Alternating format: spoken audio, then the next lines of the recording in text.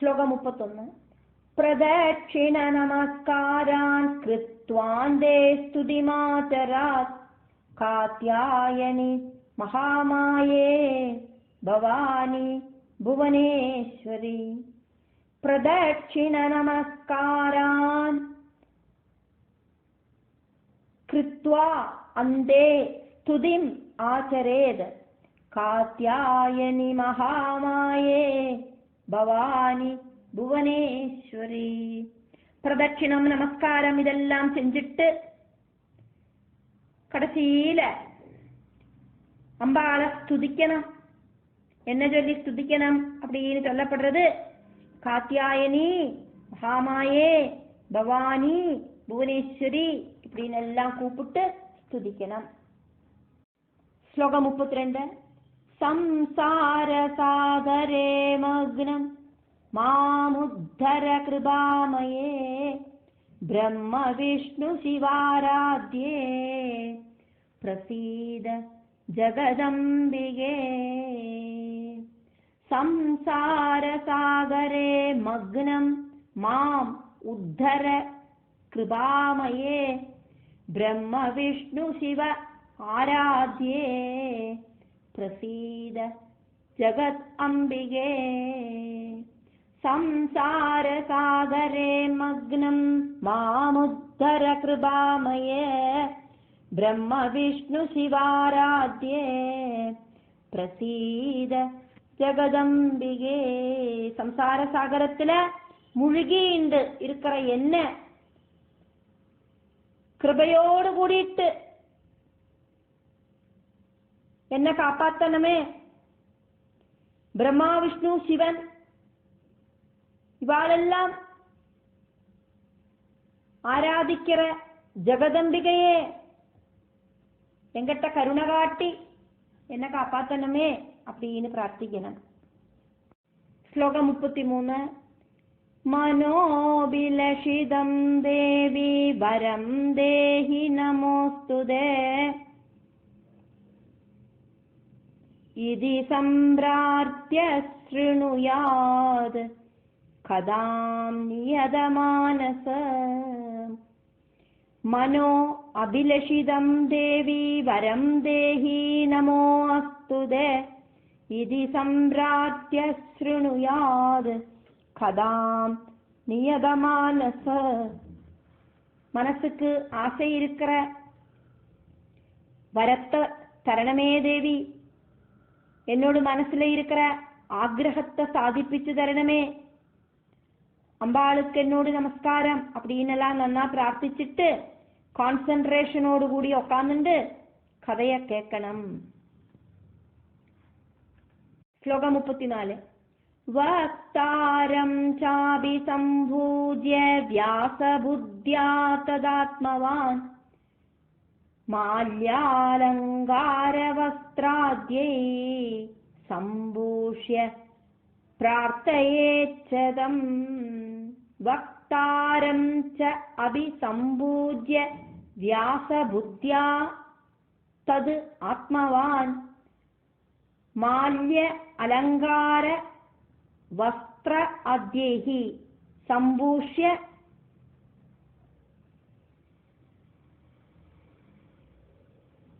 പ്രാർത്ഥയേത് ച തം. വക്താരം ചാപി സംഭൂജ്യ വ്യാസബുദ്ധ്യാ തദാത്മവാൻ മാല്യാലങ്കാര വസ്ത്രാദ്യൈ സംഭൂഷ്യ പ്രാർത്ഥയേച്ഛതം.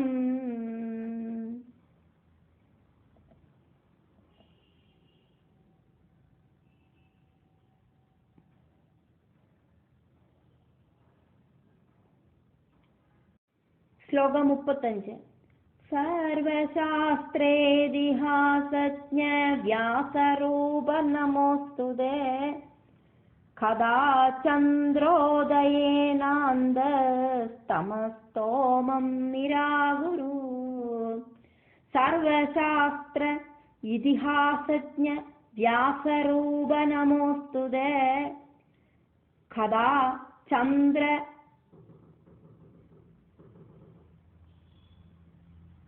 ഉദയേന അന്തസ്തമഃ സ്തോമം നിരാകുരു. സർവശാസ്ത്രേതിഹാസജ്ഞ വ്യാസരൂപ നമോസ്തുതേ. കഥാ ചന്ദ്രോദയേനാന്തസ്തമസ്തോമം നിരാകുരു. சர்வசாஸ்திரங்களும் இதிகாசங்களும் தெரிஞ்சின்றிருக்கிற வியாசரூபனாயிருக்கிறவரே அப்படின்னு அந்த கதை சொல்லறவரை நமஸ்காரம் பண்ணணும். உங்களை நான் நமஸ்காரம் பண்றேன். நீங்கள் சொல்லுற அந்த கதை சந்திரனாக என்னோட மனசுக்குள்ள உதிச்சு என்னோட மனசுல இருக்கிற அந்த இருட்டு அஜ்ஞானம் அப்படிங்கிற அந்த இருட்ட இல்லாம பண்ணணுமே அப்படின்னு பிரார்த்திக்கணும். ஸ்லோகம் 36. ததக்ரேது நவாஹாந்தம் கர்த்தவ்யா நியமாஸ்ததா விப்ராதீனுபவேஷ்யாதோ சம்பூஜ்யோபவிசேத் ஸ்வயம். தது அக்ரே து நவாஹ அந்தம் கர்த்தவ்யா நியமாஹ ததா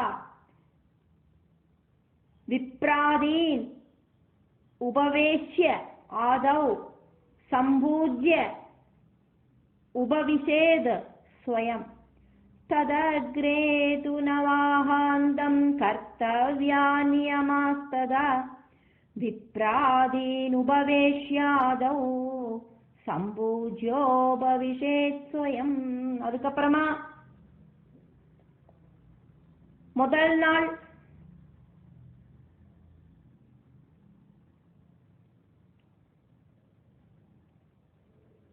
ஆரம்பிக்கிறது. முதலுக்கு எல்லா நியமங்களும்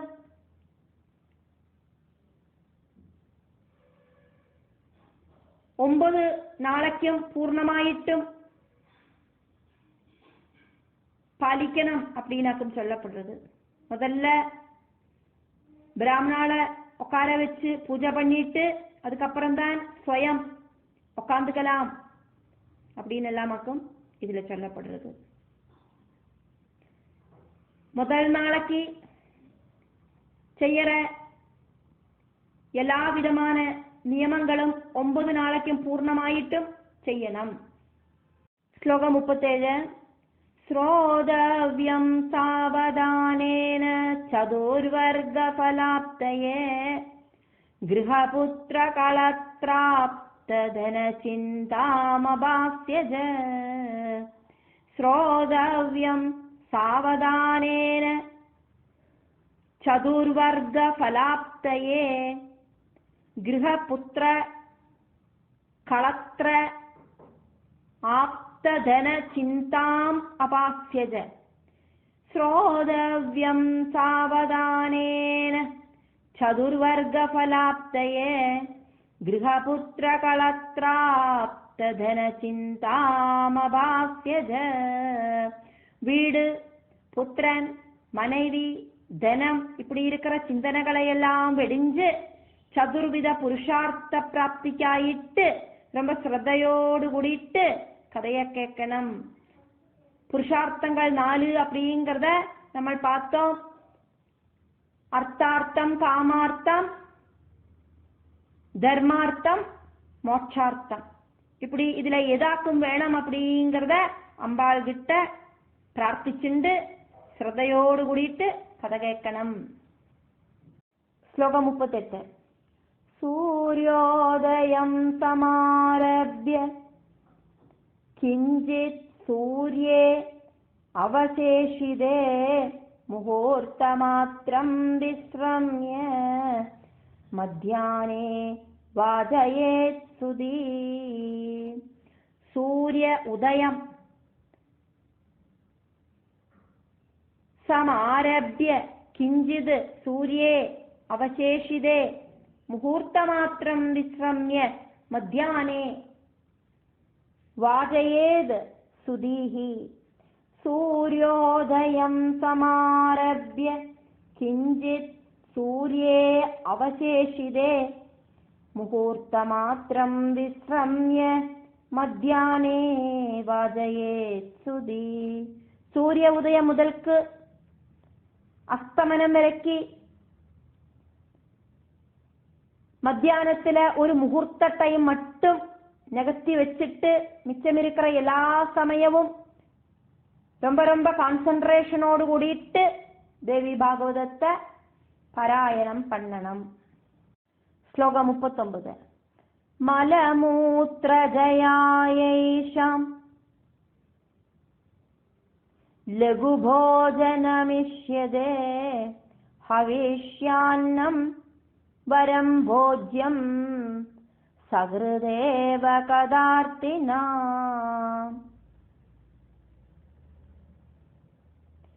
அடிக்கடி 1 பாத்ரூம் 2 பாத்ரூம் இப்படிலாம் போகாம இருக்கிறதுக்கு வேண்டிட்டு ரொம்ப லைட்டான உணவு தான் சாப்பிடலாம். கதை கேட்கறதுக்கு ஆசைப்படுறவன் ஒரு நேரம் மட்டும் பகவானுக்கு நைவேத்தியம் பண்ணின ஹவிஸ சாப்பிடுறதாக்கும் நல்லது அப்படின்னாக்கும் சொல்லப்படுறது. ஹவிஷ்யான்னம் ஹவிஸ். ஸ்லோகம் 40. அதவா ஸ்யாத் ஃபலாஹாரி பயோ புக்வா கிருதாசன யதா ஸ்யான்ன கதா விக்ன ததா காரியம் விஜட்சணை. அப்படி இல்லைன்னா பழங்கள் பால் நெய் இதெல்லாம் சாப்பிடலாம். கதை கேட்கறது தடங்கள் படாம இருக்கிற மாதிரி அதுக்கு தகுந்த மாதிரி உணவை புத்தி இருக்கிறவா அரேஞ்ச் பண்ணி சாப்பிட்டுக்கணும் அப்படின்னாக்கும் இதுல சொல்லப்படுறது. ஸ்லோகம் 41. கதா ஸ்ரவண நிஷ்டானாம் வக்ஷ்யாமி நியமம் திஜா பிரம்ம விஷ்ணு மகேஷானாம் மத்யே யே பேததர்ஷினா. பிராமணர்களே அப்படின்னு இங்க சூதன் கூப்பிடுறார் சவுனகாதி மகர்ஷிகளை. கதைகள் கேட்கறதுக்கு அரிக்கல்லாமாக்கும் யோக்கியதை அப்படிங்கறத நான் இனி சொல்லறேன். கதை கேட்கறவா என்னெல்லாம் தகுதி இருக்கணும் அவளுக்கு அப்படிங்கறத நான் சொல்றேன். பிரம்மா விஷ்ணு மகேஸ்வரன் இப்படி இருக்கிற திரிமூர்த்திகளை பிரம்மா வேற விஷ்ணு வேற சிவன் வேற அப்படின்னு பேத புத்தியோடு கூடிட்டு பாக்கிறவாளுக்கு அம்பாளோடு இந்த கதை கேட்கறதுக்கான யோக்கியதை இல்லை. ஸ்லோகம் 42. தேவி பக்தி விஹீனாயே பாகண்டா ஹிம்சகாகலா விப்ரத்ரூஹோ நாஸ்திகாயே நதே யோக்யா கதாஸ்ரவே. தேவியில பக்தி இல்லாதவாளுக்கு அம்பாளோடு கதையை கேட்கறதுக்கான யோக்கியதை கிடையாது. வேதங்களை பழிக்கிறவாளுக்கு அப்படி இல்லைன்னா வேதங்களில ஒரு நாட்டம் இல்லாதவாளுக்கு வேத விரோதிகளுக்கு இந்த தகுதி கிடையாது. அதே மாதிரி அடுத்தவாளை துன்புறுத்துறவாளுக்கு ஹிம்சை பண்றவாளுக்கும் துஷ்டர்களுக்கும் அதே மாதிரி பிராமணாளுகளை துரோகிக்கிறவாளுக்கும் பகவானே இல்லைன்னு நடக்கிற நாஸ்திகர்களுக்கும் அம்பாளோடு கதை கேட்கறதுக்கான யோக்கியதை கிடையாது. ஸ்லோகம் 43. பிரம்மஸ்வஹரணே லுப்தா பரதாரதனேஷு தேவஸ்வஹரணே தேஷாம் ந அதிகார கதாஸ்ரவே. பிரம்மஸ்வம் தேவஸ்வம் அதே மாதிரி அடுத்தவாளோடு மனைவிகளை ஆசைப்படுறது அதே மாதிரி அடுத்தவாளோடு தினத்துக்கு ஆசைப்படுறது அதெல்லாம் திருடுறது இதிலெல்லாம் தாற்பயம் இருக்கிறவாளுக்கு இந்த அம்பாளோடு கதைகளை கேட்கறதுக்கான அர்ஹதை கிடையாது. ஸ்லோகம் 44.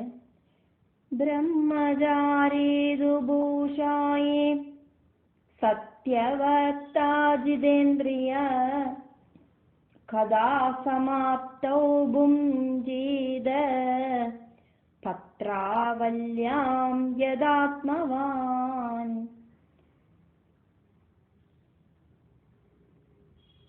பிரம்மச்சாரியா இருக்கணும். தரையில மட்டும்தான் படுத்துக்கலாம், சத்தியம் மட்டும்தான் சொல்லலாம். பிரம்மச்சாரி பூஷாயி அப்படின்னா பூமி தரையில படுத்துக்கணும். சத்தியவக்தா சத்தியம் மட்டும்தான் வாயை திறந்தா சொல்லப்படும். ஜிதேந்திரியஹா அப்படின்னா இந்திரிய ஜெயம் இருக்கிறவனாயிருக்கணும் அப்படின்னு அர்த்தம். கோபம் டென்ஷன் இதொന്നും இருக்கக்கூடாது. மனச நல்லா கண்ட்ரோல் பண்ணி வச்சுக்கணும். ஓரோ நாளைக்கும் கதைகள் முடிஞ்சானா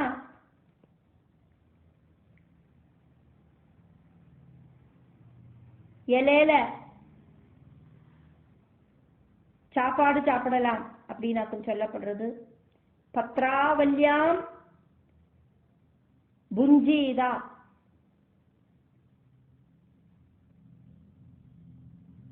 கதா சமாப்தம்.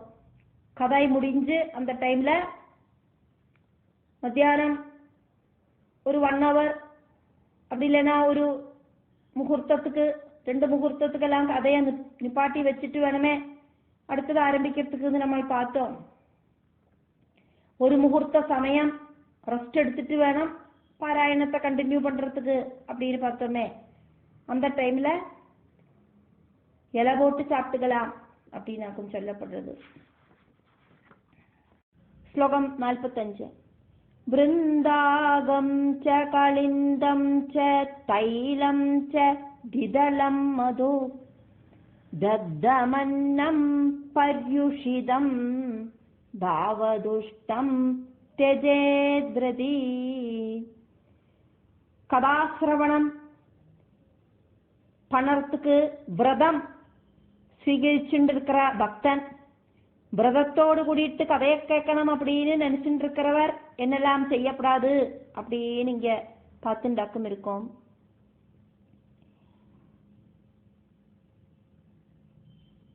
பாவதுஷ்டம் அப்படின்னாக்கா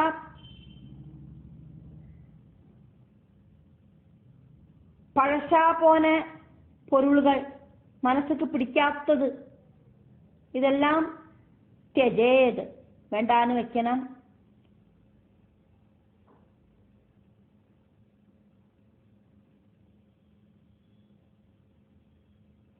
தக்தம் அன்னம் வறுத்த அப்படி இல்லைன்னா பரி உஷிதம் பர்யுஷிதம் கரிஞ்சு போன சாப்பாடு, இதெல்லாம் தியஜேத் வேண்டான்னு வைக்கணும். அதுக்கப்புறம்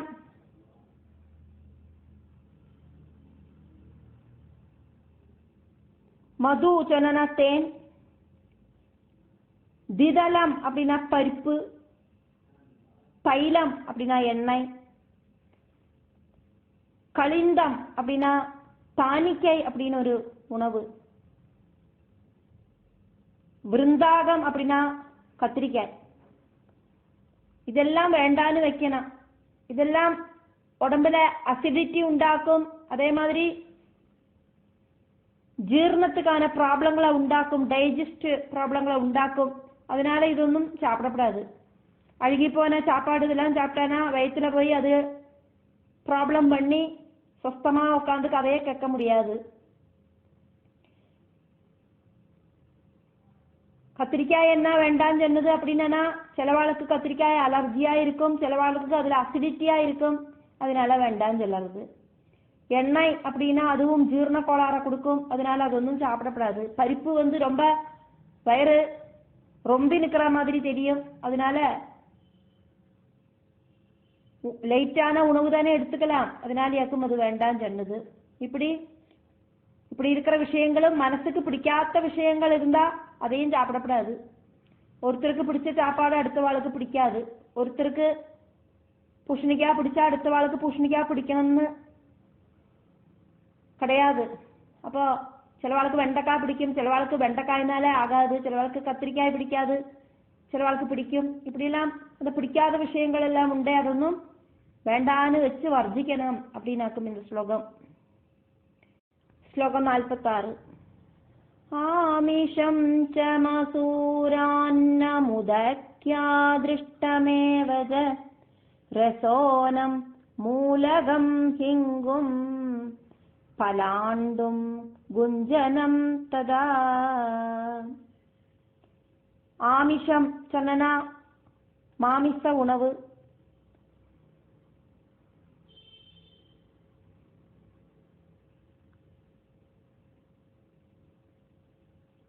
மசூரான்னம் அப்படின்னாக்கா வெண்கடலை.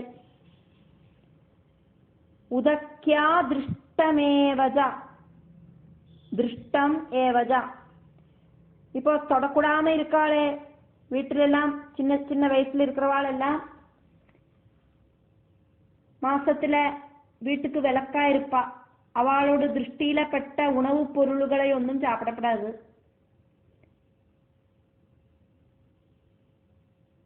ரசோனம் அப்படின்னாக்கா பூண்டு. மூலகம் அப்படின்னா முள்ளங்கி. ஹிங்கும் அப்படின்னா பெருங்காயம். பலாண்டும் அப்படின்னா சிகப்பு கலர்ல இருக்கிற வெங்காயம்.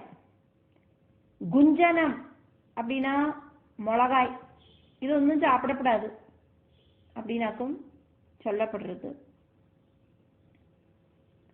ஆமிஷம் ச மசூரான்னமுதக்யா திருஷ்டமேவஜ ரசோனம் மூலகம் ஹிங்கும் பலாண்டும் குஞ்சனம் ததா. ശ്ലോകം 47. കൂഷ്മാണ്ഡനളികാശാകം ന ഭുഞ്ജീത കഥാവൃതി കാമം ക്രോധം മദം ലോഭം ദമ്പം മാനം ച വർജയേത്. കൂഷ്മാണ്ഡം அப்படின்னா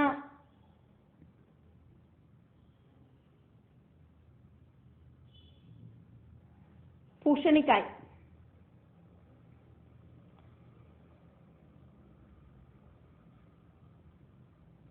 நாளிகம் அப்படின்னு பேர் இருக்கிற சாகம் அப்படின்னா இலை. இதொன்னும் சாப்பிடக்கூடாது.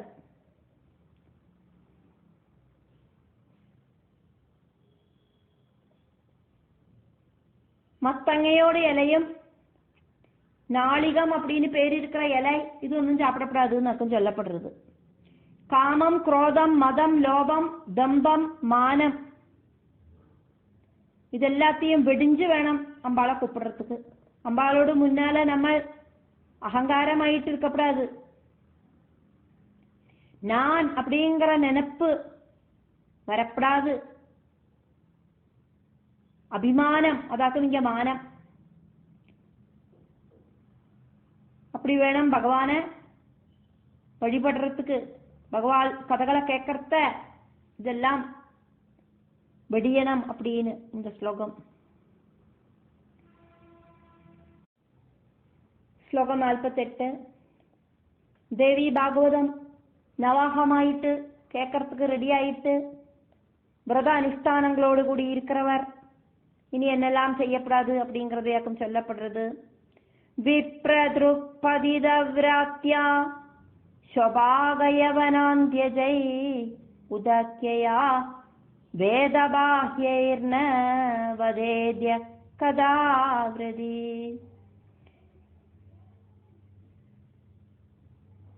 பிராமண துரோகி அதானது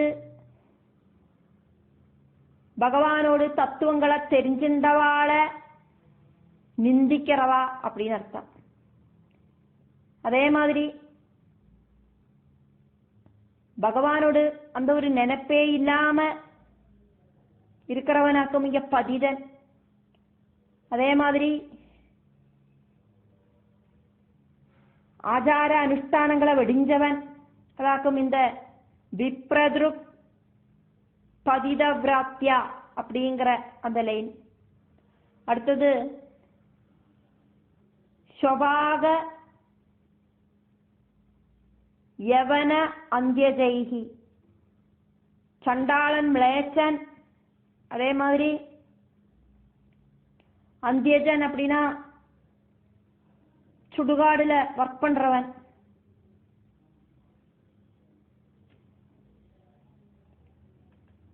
உதக்கியா அப்படின்னா வீட்டுக்கு விளக்கான பெண்கள். வேத பாக்கியைஹி வேதங்களை கொஞ்சம் கூட மதிக்காம இருக்கிறவன். இப்படி இருக்கிறவாழ்கிட்ட ஒன்னும் ந வதேத்யா கதாவிரதி. தேவி பாகவத கதை கேட்கறதுக்கு விரதம் எடுத்தவன் பேசக்கூடாது. ஸ்லோகம் 49. வேத கோ குரு விப்ராணாம் ஸ்ரீராஜ்ஞாம் மகதாம் ததா தேவானாம் தேவபக்தானாம் ந நிந்தாம் ஸ்ருணுயாதபி. வேத கோ குரு விப்ராணாம் வேதங்கள், கோக்கள், குருக்கள் நமக்கு நல்ல நல்ல ஞானங்கள் எல்லாம் சொல்லித்தர குருமார்கள் அப்படின்னு அர்த்தம். பிராமணா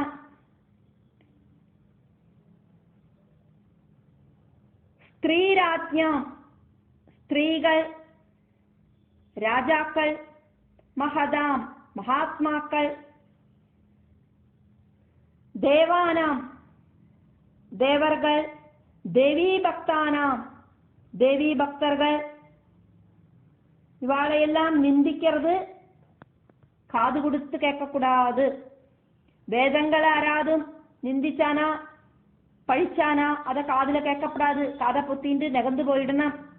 அதே மாதிரி மாடுகளை துரோகிக்கிறவா இருந்தானா அதை கண் கொடுத்து பார்க்கப்படாது. அதே மாதிரி குருநாதன்மாரை பழிக்கிறவா, நமக்கு நல்லது கெட்டதெல்லாம் சொல்லித்தரதெல்லாம் குருக்களாக்கும். அப்படி இருக்கிறவாளை நிந்திக்கிறதையொன்னும் காது கொடுத்து கேட்கப்படாது. பிராமணா ஸ்திரீகள், ராஜாக்கள், மகாத்மாக்கள், தேவர்கள், தேவி பக்தர்கள் இப்படி இருக்கிற யாரையும் நிந்திக்கிறத காது கொடுத்து கேட்கப்படாது. ஸ்லோகம் 50. வினயம் சார்ஜவம் சௌஜம் தயாம் ச மிதபாஷணம் உதாரம் மானசம் செய்வ குர்யாத்யஸ்து கதாவ்ரதி. வினயம் ச ஆர்ஜவம், சௌஜம் ஜனனா கிளீனா இருக்கிறது, தயாம் அப்படின்னா தயை, ச மிதபாஷணம் ரொம்ப கம்மியா பேசணும், உதாரம் மானசம் ச ஏவா கருணையோடு கூடிட்டு தான தர்மங்கள் எல்லாம் பண்றதுக்கான மனசு இருக்கணும். குறியாது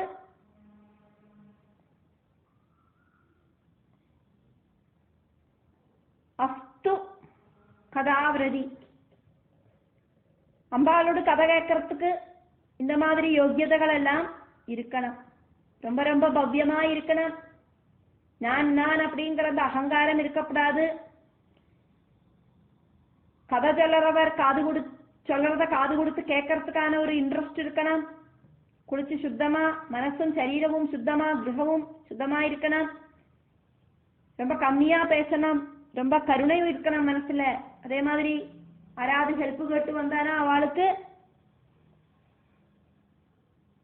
நல்ல மனசோடு கூடிட்டு தானம் பண்ற அந்த ஒரு மனசு இருக்கணும். இதெல்லாம் இந்த தேவி பாகவதம் கேட்கிறவாளுக்கான ஒரு தகுதியாக்கும்.